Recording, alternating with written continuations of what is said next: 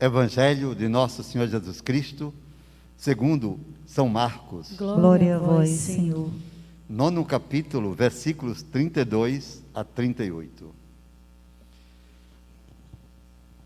Naquele tempo, apresentaram a Jesus um homem mudo que estava possuído pelo demônio. Quando o demônio foi expulso, o mudo começou a falar. As multidões ficaram admiradas e diziam: nunca se viu coisa igual em Israel. Os fariseus, porém, diziam: é pelo chefe dos demônios que ele expulsa os demônios. Jesus percorria todas as cidades e povoados, ensinando em suas sinagogas, pregando o evangelho do reino, curando todo tipo de doença e de enfermidade. Vendo Jesus as multidões, compadeceu-se delas, porque estavam cansadas, abatidas, como ovelhas sem pastor. Então disse aos discípulos: a messe é grande, mas os operários são poucos. Pedi, pois, ao dono da messe que envie operários para a sua colheita. Palavra da salvação. Glória a vós, Senhor. Queridos irmãos e irmãs que nos acompanham através do meu canal no YouTube, vamos meditar a palavra que ouvimos? O Evangelho do dia de hoje, na narrativa de São Marcos. Você percebeu o contexto no qual se desenrola o acontecimento narrado por Marcos? Apresentava a Jesus um homem possesso. Estava possuído pelo poder do mal. Essa realidade existe. Mas é preciso dizer e deixar claro que quem confia no nome de Jesus destrói todo o mal, liberta-se das amarras, dos malefícios e contaminações. Você compreendeu? Disto somos testemunhas, por isso lhes falamos. Repito, quem crê no nome de Jesus, vence todos os males, derrota tudo quanto possa prejudicar a sua vida. Jesus expulsou o demônio, porque Ele é Deus. É interessante perceber que nas narrativas em que Jesus se confronta com pessoas possuídas pelo demônio, estes reagem, gritam, se agitam e chegam a dizer: vieste para nos destruir, Jesus. Até então ninguém sabia quem era Jesus, mas os demônios sabiam, porque são espíritos. Nós sabemos quem és tu. Tu és o Filho de Deus. Que coisa, né? E fugiam desesperados diante do Senhor, como fogem hoje quando alguém faz o sinal da cruz piedosamente e se reverte do poder do alto. Acredite no que eu lhes digo. Não há poder maior do que o poder da Santíssima Trindade. E é com esse poder que nós nos revestimos a cada instante para proclamarmos a onipotência de Deus agindo sobre nós. Mas enquanto Jesus age assim para destruir o mal, os religiosos de seu tempo, os fariseus, que coisa curiosa, né? Deveriam ser os primeiros a estarem aplaudindo, vendo as maravilhas de Deus. Estes reagem porque estão apegados aos seus costumes, às suas tradições, à legalidade da religião e não ao amor. Eu quero lhes dizer nessa tarde, religião sem amor é propaganda enganosa. Porque Deus é amor. Ame-se mais. Ame mais os outros. E você será muito feliz. Mas Jesus não se incomoda com as críticas. Aí está uma novidade para nós. Ele tem o domínio sobre si, sobre o ambiente. Claro que é Deus, mas é também pessoa. Pessoa igual a nós. Em tudo se fez homem, igual aos homens, exceto no pecado. O que então faz? Deixa que os fariseus continuem a criticá-lo. Ele está acima dessas críticas e continua a sua missão, visitando os povoados, as vilas, pregando a palavra, anunciando o reino. É maravilhoso. E o povo reage. O povo se mostra encantado com a boa nova do seu evangelho. E a multidão chega a dizer: nunca se viu coisa igual em Israel. Nunca se ouviu na história humana coisa igual. É verdade. Se você se dedicar ao estudo das religiões, seria um interessante exercício, mas exige tempo, estudos. Você vai perceber que,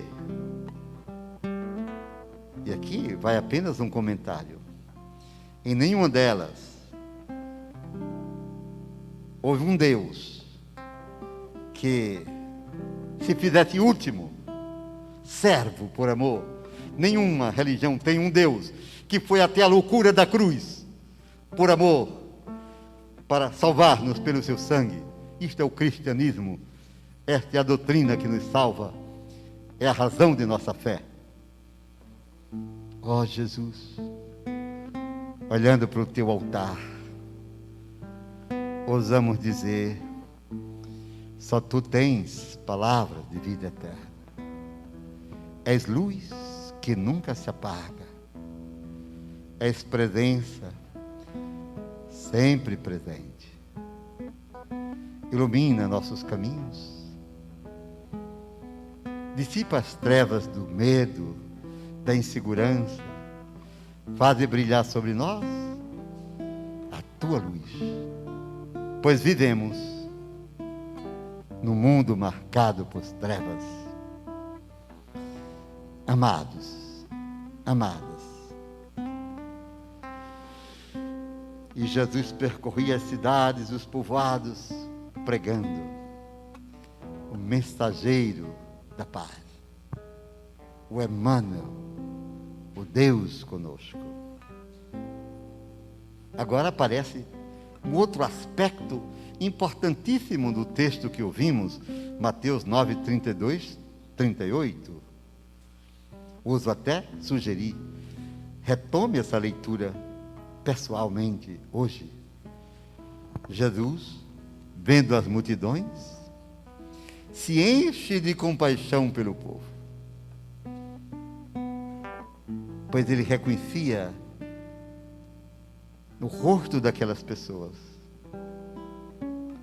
os traços do sofrimento humano. Eram pessoas que vinham de longe, homens e mulheres carregando pesados fardos, doentes, cegos, aleijados, leprosos, pessoas sofridas, como deve ser o nosso olhar hoje sobre a humanidade, sobre esse mundo sofrido.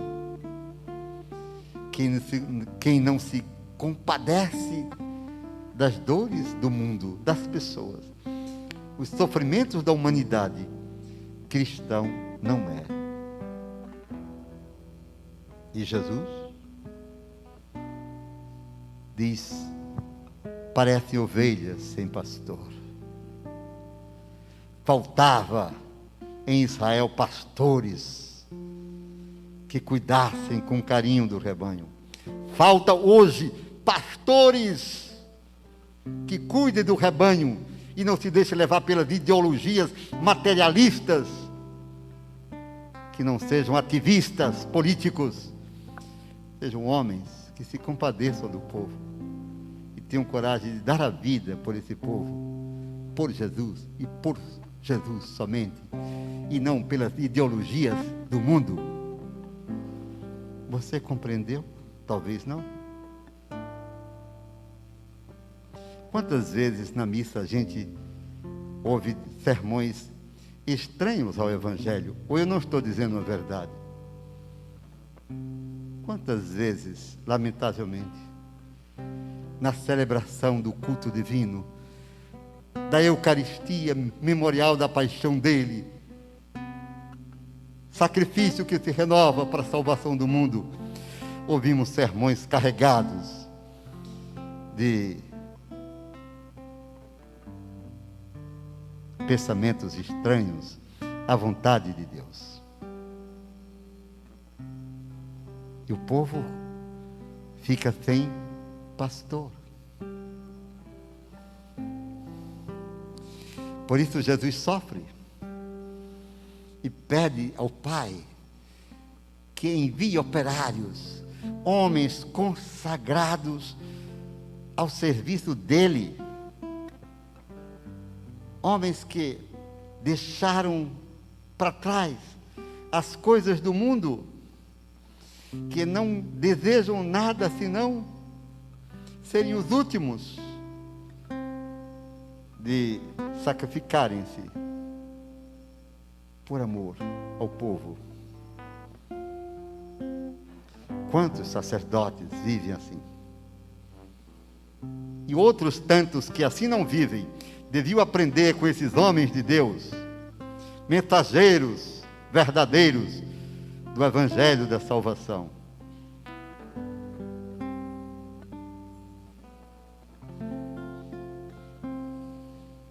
Pedi, pois, ao Senhor da messe que envie operários, pois a messe é grande. Como é grande a messe, mas os operários verdadeiros são poucos. E quantas ovelhas se perdem por falta de verdadeiros pastores? Pedi, pois, ao dono da messe que envie operários para a colheita. Para a colheita. Nós temos aqui nesse santuário uma meta. Se eu perguntasse aos filhos da misericórdia que estão aqui, aos que nos assistem pela televisão, responderiam de imediato: a nossa meta é conquistar o maior número possível de pessoas para Jesus. Nosso compromisso. Todos os consagrados e consagradas dessa obra assumem esse compromisso. Doar-nos, consagrar-nos, sacrificar-nos, para conquistarmos o maior número possível de pessoas para Jesus, sem cessar. Essa é a razão dessa obra.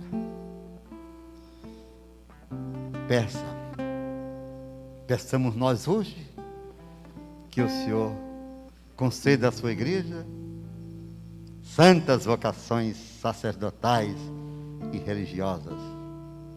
Eu disse santas vocações, porque a igreja não precisa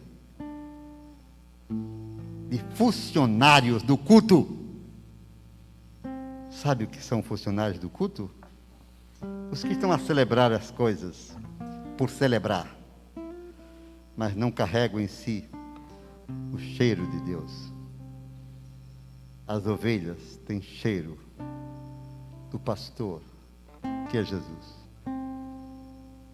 E nós devemos pedir, reconhecendo-nos limitados, que Ele nos capacite a termos transparência, sinais amorosos da presença dEle, que cativa. E o povo vai dizer: nunca se viu coisa igual. Porque o mundo continua nas trevas, mas a luz do Senhor brilha para aqueles que o amam e determinadamente querem segui-lo por toda a vida. Amém.